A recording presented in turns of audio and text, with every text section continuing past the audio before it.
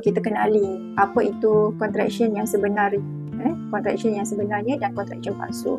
Contraction palsu ni adalah contraction yang main-main, dia tak betul-betul kerap, dia tak betul-betul sakit. Contraction palsu just awak akan rasa awak punya perut tu rasa macam keras, tapi tidak sakit dan tidak kerap kan.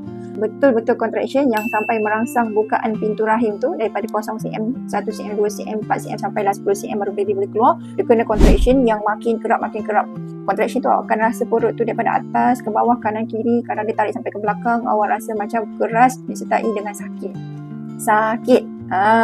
So tu dia mungkin dalam 15 saat kan, mungkin sejam sekali kan. Lepas tu dia datang makin kerap, jadi setengah jam sekali.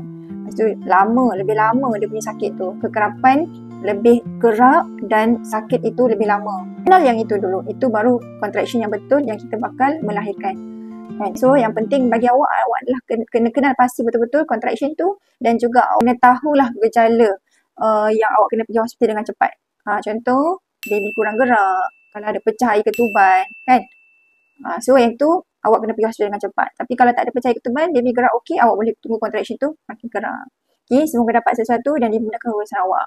So korang yang kat luar sana yang rasa macam pening kepala, tak faham proses bersalin semua ni, jomlah masuk kelas dengan Dr. Mu. Senang cerita. Kelas apa? Kelas rahsia mudahnya bersalin. Macam mana kita nak bersalin dengan semudah-mudahnya. So korang boleh jumpa Dr. Mu dalam kelas ni online je. So korang boleh tanya sebarang soalan mengenai bersalin, pregnant, dan dalam pantang nanti insyaAllah Dr. Mu akan bantu dengan hati. InsyaAllah. Jumpa dalam kelas nanti. Bye-bye. Assalamualaikum.